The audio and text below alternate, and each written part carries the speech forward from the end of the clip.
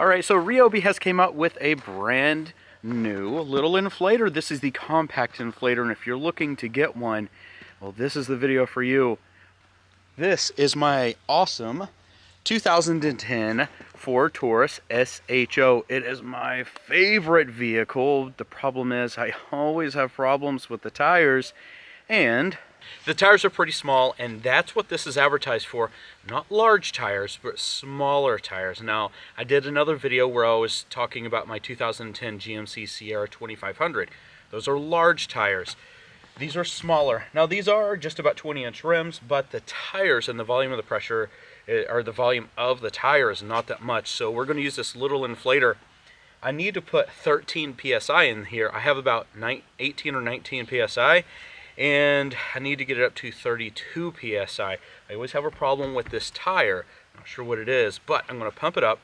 So if you take a look here, I already have, can you all see that? Yeah, there we go. It is focused in. You can see right now I've got it set on 32, and that's really, really good.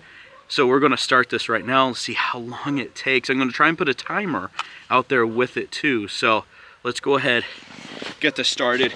A couple things about this as I'm getting it unraveled is, as you can see, it has a 2-foot hose. That's better than the last compact one.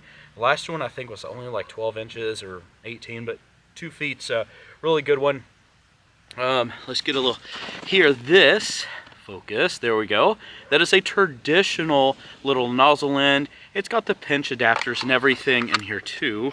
I might as well show that to you while I'm out here. Right there. Look at that. Isn't that awesome?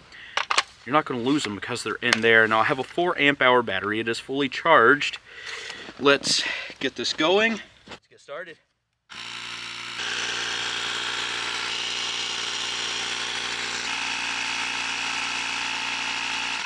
That only took, I had to add about 20 seconds, so about 2 minutes and 10 minutes to get right around 13 PSI in here. And if you can't see, it has this little grip. I'm sorry, I got to switch.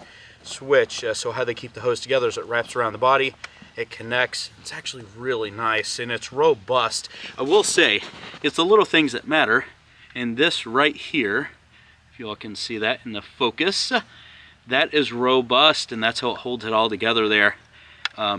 I love that. You're going to be able to get this at Home Depot, homedepot.com. It costs right around $40 for the tool only. But I was really, really surprised at how much this was able to do. It only took, you know, that 2 minutes 10 seconds, sorry, it's so cold, to be able to do this. And this, like I said, is 20-inch rim on here. And I had to put 13 PSI in it. So I thought that that was actually really good.